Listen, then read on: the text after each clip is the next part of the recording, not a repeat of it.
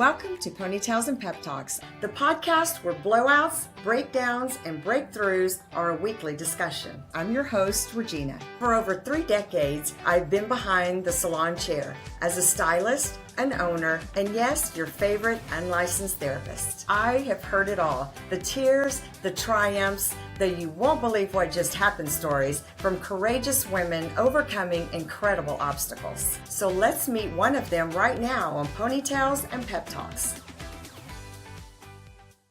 Hi, everyone. Welcome back to Ponytails and Pep Talks, where we talk about the real stuff, the messy stuff, and even the stuff that can really change your life. Hi, everyone. I'm your host, ReJeania.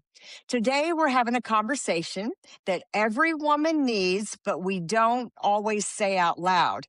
And that conversation is money.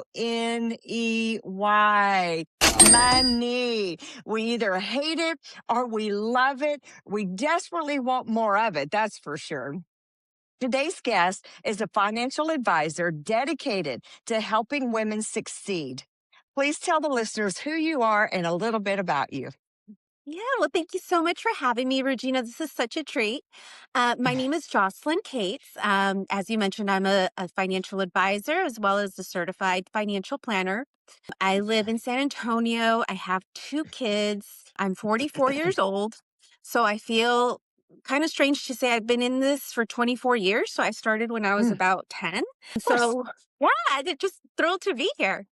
I am grateful that you're here. I'm excited about what you have to share. We'll talk later, but I missed one of your classes that I had planned on, coming to. But I really appreciate this. I know the information that you're about to give us is going to be so incredibly helpful. So tell us, what made you choose this profession? Oh my Especially at such a goodness. young age. Yeah. I know, it's crazy. So my original thought process when I was a very wise year old is I wanted to have my own business. I'm actually very creative and I like to do things, I don't know, just like I felt like I had this creative gift. And so I thought I wanted to do advertising. And I Yeah. thought, well, I need to learn how to run my business if I want to do that. So I decided to go to college and go into business administration. And then once I was there, I took a stock analysis class and I just completely fell in love with it. It completely turned my life inside out. That's all I could think about. So I changed my major to finance, and just to make sure I was on the right path, if you will. You hear all these horror stories where you get a degree in something and then you never really actually use it or you hate it. That's right. So I started putting feelers out there. And at that time, I think I was 19 or 20. I wanted some real world experience. So I was very fortunate to get a job as an assistant at a broker dealer, ironically, the same one I'm with now. That was a long time ago. Oh. And it just reiterated the idea that this is exactly what I wanted to do.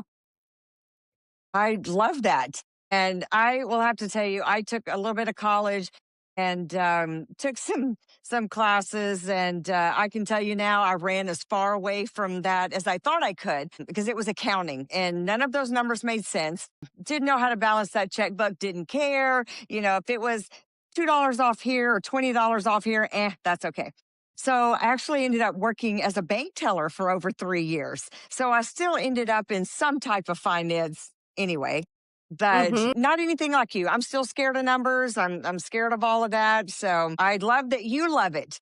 That's wonderful. I didn't know any about you. That's fun. No, yeah. Yeah, we actually haven't talked that much. So we do have No. a lot to learn about each other today. Now, did you grow up in San Antonio? No, actually, I grew up in El Paso. I lived there. I was born and raised there, went to university there. I moved to San Antonio in 2008, and I've been here Okay. ever since then. Yeah. It's a long time still. Yeah. So Texas girl. Yeah, for sure. I mean, El Paso does seem like the stepchild of Texas, but Texas nonetheless. Yes, yes. So let's get a little bit more personal here. Why? Because there is a place where your passion stemmed from, and what were those things that brought you specifically to help women succeed? Oh, great question. So I'm going to answer that. It's going to be a little bit long-winded, but I think it's That's fine. important to know their background. So I was raised by a single mother. I am a first generation Mexican American. My mom at that time was working at a convenience store. So Mhm. she worked nights. I didn't see her very often, definitely didn't have any kind of financial background. And something that struck with me as a very young person, I remember I was in high school, they pull you aside and say, hey, we need to start thinking about college. Go home and talk to your parents about how much they save for college. So I did that. And the reality was bleak. She said, I'm sorry to inform you, there's nothing. I couldn't. And I remember that moment very vividly because I felt almost like like I wasn't important enough to plan for that. I felt almost like I wasn't really being set up for that kind of career path or life path, if you will. So I kind of Mhm. tucked that back into my subconscious, I think. And as I got older, I used to listen to Susie Orman a lot. I don't know if you know who she Oh, is or if I do anybody know. listening Yes. does.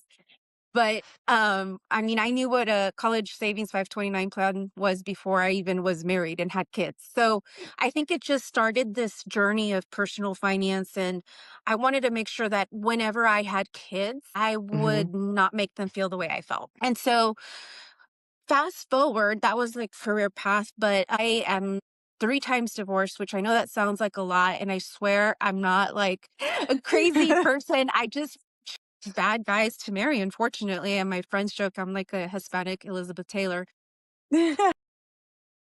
What really got me to this point in my life is I want women to not only feel empowered about what they have, but to understand it and to be in relationships because they want to, not because they have to.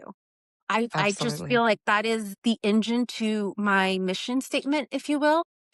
I've Mhm. met women where they're very happily married. They've been married for a long time. And I'm thinking, that's fantastic. Great. But do you know what you and your husband have? What happens if your husband passes away? Is that Yeah. enough? And so going back to something you said earlier, I do a lot of educational classes just so that women understand what is XYZ because it Mhm. can be very intimidating. And in my experience, this is a very male dominated industry. And Yes. sometimes men explain things in a way women don't really understand or it resonates. Right. So that, yeah, that's a little bit of my background and my why, if you will. So, and thank you so much for sharing, some of your personal story, because being vulnerable where everyone can hear is something that's really difficult. I myself came from a background that I was actually the first person in my immediate family to even graduate high school. So Mhm, definitely the thought of college was, yeah, that's probably not going to happen. Same mhm. thing. I mean, here you came from this side of Texas, I came from east side of Texas, almost all the way to Louisiana. But same story in life, kind of a poverty area, not some big industry area that's doing great and choices limited. Mhm. So I know that feeling of not feeling good enough. If we even dove into that just a little bit, some of that kind of goes into why we choose relationships that we choose, you know. Girl, So I've learned that the hard way. There's been a lot of therapy, a lot of conversations about, well, what, your self worth and your value. That's a whole other conversation. But yes, I agree with you. it completely is. So, money is super personal and actually almost somewhat embarrassing. Like if I stepped into your office and I was there and, you're asking me, well, what have you got here? What have you got there? What have you got? And I'm like, oh my God, I have credit cards. I have this. Oh, I didn't do this. I didn't, So to be vulnerable for women, even to walk into your office, Mhm. gosh, how do we get past that fear? What would you say? That's a great point. I sometimes use the analogy that finances are kind of like when you're going to your doctor and you have to get on Yeah. that scale and you just don't want to, you're embarrassed and you just want to Yeah. procrastinate. Absolutely. But sometimes you have to understand, okay, where do I want to be in the future Mhm. and what's the best way to get there? I'm a big proponent of behavioral finance. What that means is what is your emotional attachment or detachment to money? So Mhm. prefer to know more of the emotional part about my clients first, like how did they come into this money or why is not? what did their parents do? What was their first memory of money? Because that's very telling for me. I know what I'm kind of working with. For women, especially, women usually look at money in a very different way than men. They're more emotional. Yes. They need more of a Mm. safety component. They want to know, am I going to run out of money? Am I going to be okay? Yeah. I don't want someone to have to take care of me. And so I'll kind of start with that. And then instead of it feeling like an interrogation of like, tell me everything you have, we just go into little by little. Like, hey, it's also an education process. Like, for example, Hmm.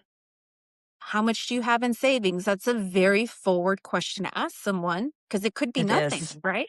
Right. But then I'll go Absolutely. into the importance of normally a good rule of thumb is to have 3 to 6 months of living expenses in a savings. And here's why. And so sometimes those appointments are very easy and maybe just need one Hmm. time, or sometimes we need to have a series of appointments just to make sure we get through everything we need to. Right. So you can get started.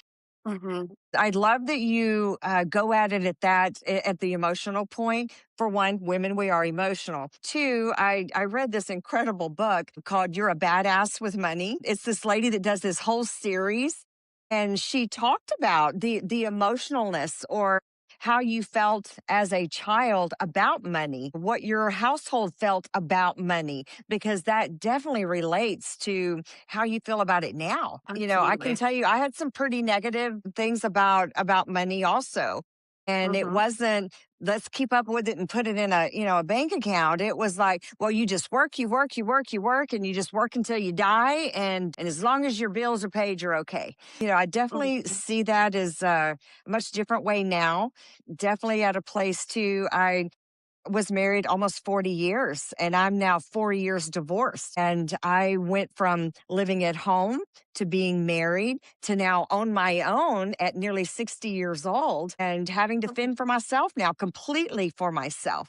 And it's Hmm. a different place. So I know when women come to you, you've got the ones that are hopefully the young ones coming in to learn what they can do, the Hmm. ones that are married and go, okay, I want to know more about finance. And then the ones that are divorced, the ones raising children. How do you look at each one and decide how you're going to start? Like, where do they start?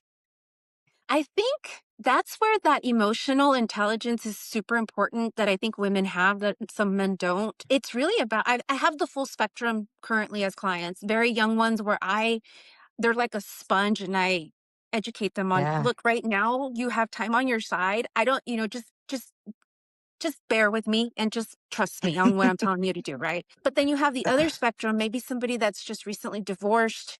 There's still a lot of the emotional pieces to it, grieving even.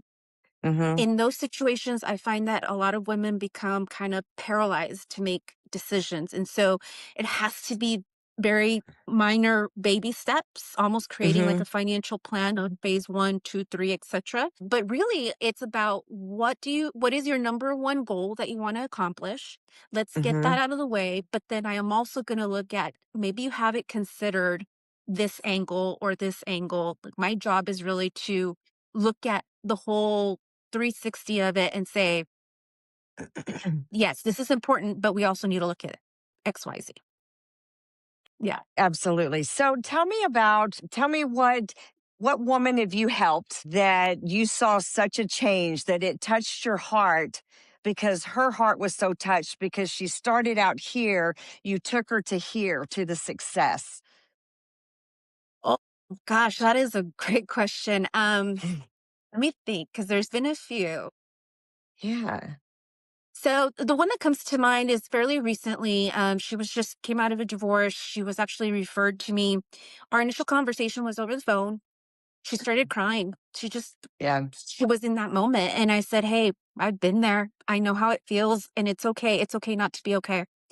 I told her, "Hey, why don't you send me your divorce decree? I just want to look it over." And she's like, Mm, "Okay, that's interesting." Because side note, most divorce attorneys, it's transactional. They're not going to give you advice. They're not that's going right. to say, "Hey, this is if you're looking at a settlement, what is the best option for you?" because they don't really care. So she Right. sent me her divorce decree. I looked it over. I called her immediately and I said, "Okay, we have some things we need to work through here. And Mm, this was the draft, actually. She wasn't fully divorced. It was still like a draft decree. mm. So I was able to educate her on that. And I think she was at a point where she was just so exhausted. She was Oh, of drained with course. legal expenses. Her husband at the time was just kind of bullying her around, and she just was going to wave a white flag and say, "Hey, whatever, I just want this to be over." So we were able to actually modify the decree a little bit. She was able to ask things that were a little bit in her better interest, I should say. We were able Mhm. to get a life insurance policy on her husband, to make sure that child support was taken care of should anything Oh, good. happen. Long story short, now we joke we'll go have margaritas once in a while. But she's just in a Yay. much better place. I mean, there's still a Yeah. rebuilding phase, right? Because Right. she had to sell the house, she had to start over, just like you said. But at least now I feel like she's more empowered and in control, and she knows Oh, what good. she's doing versus winging it. Yes. I'm So sure that she was feels probably more secure. Yeah. yeah, absolutely. And even we'll joke. It's like, hey, if you're if you start dating or get serious, like, let me know because I want to make sure that we're looking at everything the right way too. Right, exactly. I've had hmm a few clients that I work with that are lawyers or different things that are, friends and stuff like that. And they're like, girl, let me show you how to protect your stuff, or whatever. So you let me know, and part of that feels so like, but in today's world, it's just something that's got to happen. What are the biggest mistakes that women make with money? Oh my goodness. As women, we are genetically wired to be caretakers. And what I mean by that is we're Hmm. nurturers. We take care of either our spouses, our children, or sometimes even our parents, or maybe all three at the same time. Right, We usually don't take care of ourselves. And I mean that in physically, emotionally, mentally, and definitely financially. right. So, what I see women do is they kind of kick the can down the road. They're like, hey, I'm going to take care of my kids first. I'll figure myself out later. It's a very selfless thing in their Hmm. mind at the moment, but really you're doing yourself a disservice and saying, "Hey, I'll figure it out later," or, and then later never comes because we're all very busy. And I mean, That's I right. don't we all multitask. um Yeah. Even when you're older, like my age, my oldest daughter, she's 22, she's in graduate school. My son's 14. So he's a freshman in high school, so he's still at home, but I don't have babies, but I still can find a way to procrastinate if I want to. So I would Yes. say that's the biggest piece. And in conjunction to that is not educating themselves. Hmm. Unfortunately, financial literacy isn't something that's readily taught. Even now, I think No, they it's do a not. poor job. And eventually you get to the point where you're too embarrassed to ask Right. questions. And you're almost Right. in living in shame. Like, I don't want people to see my credit card debt. I don't want them to see because you keep thinking you're behind the curve already. Right. And then it becomes a self-fulfilling prophecy.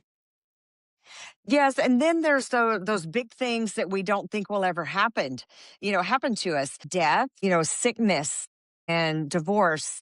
And like you say, taking care of aging parents and a marriage and children all at one time.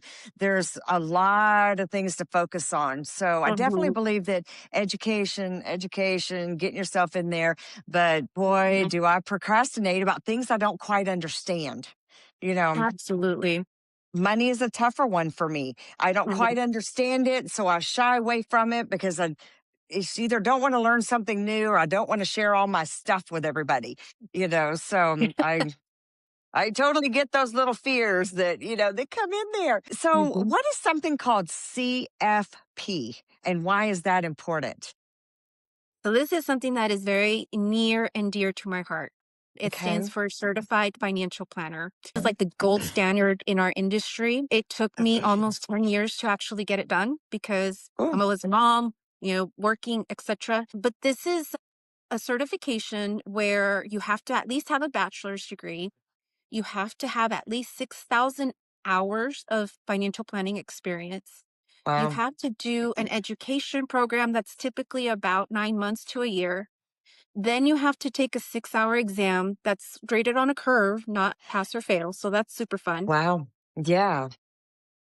The 6 hours. exam, the exam it has a lot of things, but think of it like investments, accounting, and estate. planning, like an attorney. There's a lot of Mhm. nuances to that. Then, after you do all of that, then you have to go through a background check. Then you have to Mhm. go through an ethics board. And then you finally get to say, I am a certified financial planner. And Wow. every year you have to do a certain amount of continuing education to make sure that you stay on top of all the regulations, especially on the tax side. Okay. It's a fiduciary responsibility. And you hear Uh-huh. that word a lot, but it's important, especially in this industry where, for example, if you were my client or with my clients, I must have your best interest in mind. Anything and everything I do. It doesn't matter what I'm Wow. selling you. It cannot benefit me. It has to be in your benefit. So I take it Okay. very seriously. I'm very proud to have that designation because I work my butt off for it. Yeah, And also, you would there's not a have. lot of women that have it. Actually, it's Oh. very there's more and more, but there's not a whole lot of women. Uh, so I really encourage anybody listening to this, if you're working with an advisor or you're looking for an advisor, that designation is definitely something to look into.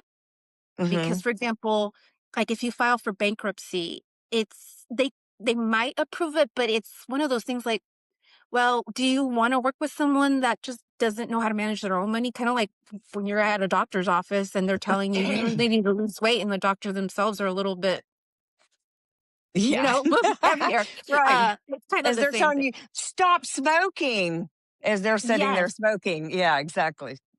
Mm. Exactly. Yeah. So, yeah, that's what it is. And I, ever since getting that certification, it's really just completely changed the way I see personal finance, the way I explain it. Mhm. And I mean, I could be at happy hour and I'll just talk to the person next to me. I'm like, hey, are you maxing out your 401k? I mean, because Mm. it's really all I think about. Sometimes it's Wow. really annoying to my friends and family.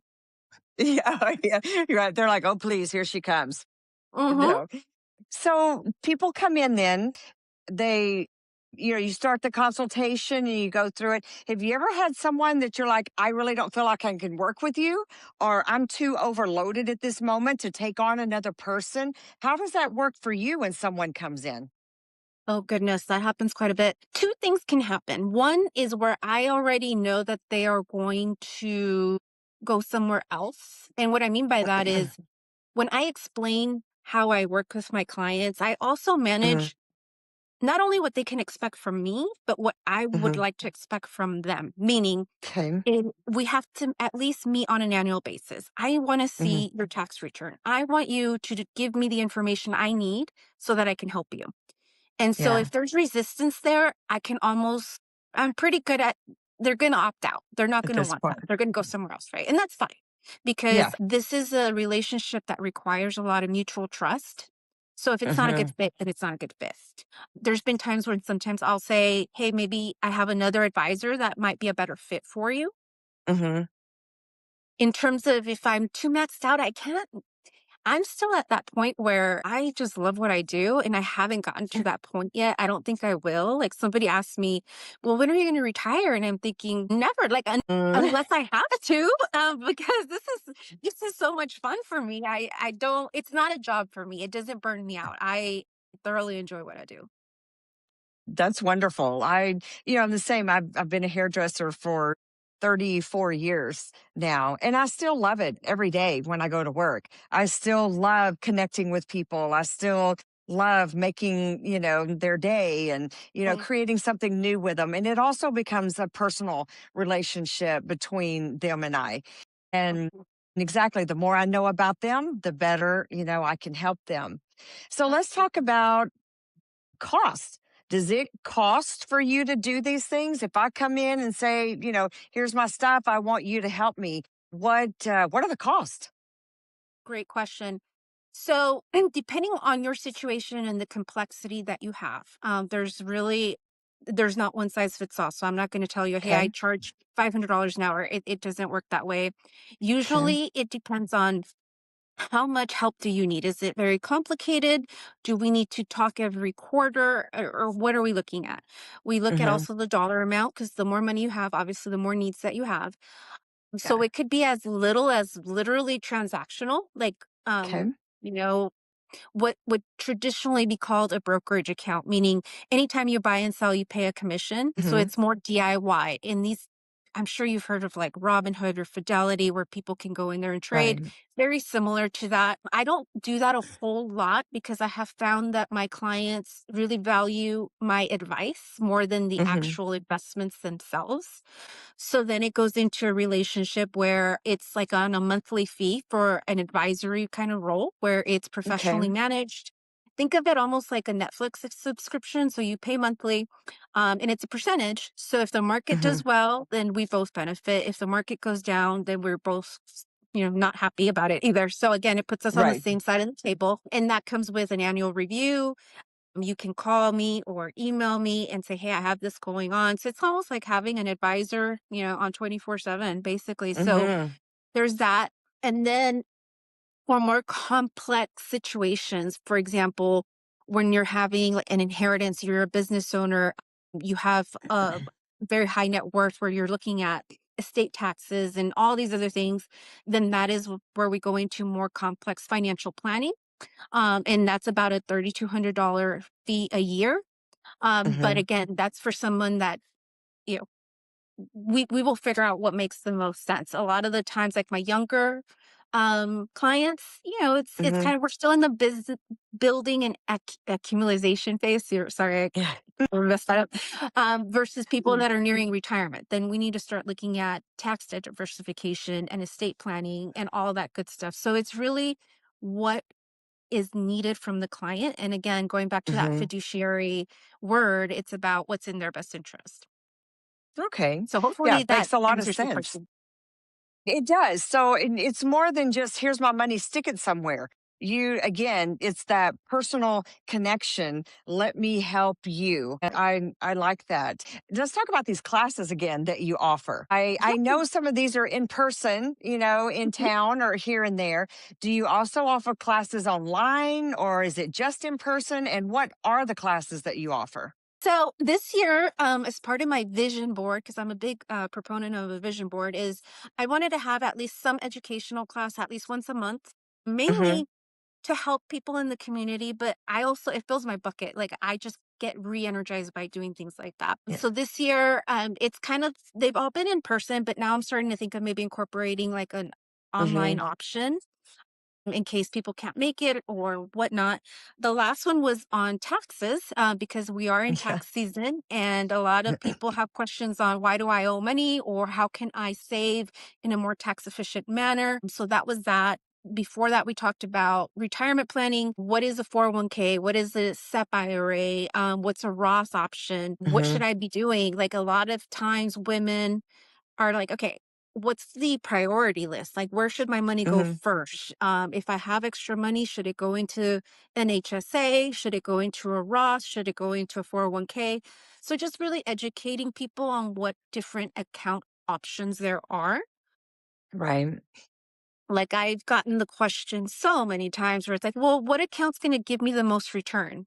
And so it's like, well, they're all going to give you the same return. It just depends on what investment type. And meaning, is it a IRA? Is it a brokerage account? Like, there's so many things there to consider. Hmm. And in doing this, something that I have known, but it's been reiterated, is a lot of people are listening to financial advice on social media, meaning TikTok, Yes. Instagram. So these classes have really helped say, well, I heard you should do XYZ. And I'm like, well, maybe your neighbor, but not you, right? Right. Yeah. Exactly. So to circle back, I have pretty much everything kind of ironed out for the rest of the year. I have a class on long-term care. We're doing an estate planning session. We're doing a disability session. Social Security is another one that we just put together. So there's several topics out there, like Hmm. college savings, another one that I'm probably going to do in September. All of them are on my website right now, and I'm adding more to them as the year goes on. Okay. And so I was going to ask you about that. How can someone contact you? So tell us, because some people just listen to this in the car going down the road. So give us that information of how we can contact you. Absolutely. So if you Google my name, Jocelyn Cates, I'm with Edward Jones. So you'll see my website on there. It'll have my email, my phone number, and also the calendar of events that are coming up. It also gives you a link if you wanted to have a complimentary session, you can book it that way. So that's really the best way is to go on my website through Edward Jones and just put in Jocelyn Cates. Okay, and we'll probably put that in the description also, so that people can go back there, and find it. Jocelyn, I think we could probably talk forever, but I have thoroughly loved all the information. And you know, do you help other people that don't even live here? Or so let's talk about Absolutely. somebody in an okay, or somebody in another Mhm, state. How they can mhm. find you. Okay, Yes, I I can. like that. I'm open to all 50 states. I can do Zoom sessions, phone calls, whatever is best. Won't turn anyone away because you live in Alaska. Okay.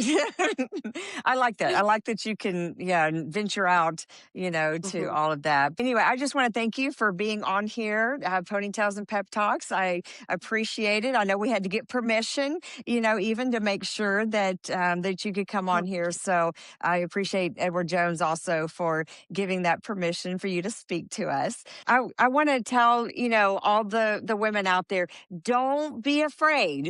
Don't, be afraid. Just if you start somewhere, don't go another 5 years down the road wishing that you had started now. So start mhm. now with the financial things because you never know what's going to happen in 5 years. So thank everyone. Absolutely. Yeah. Yeah. Thank you so much for having me. I appreciate you. Thank you. I appreciate you. And listeners, thank you. And we'll see you guys next week. And get a hold of Jocelyn, see what she can do for you. Bye bye.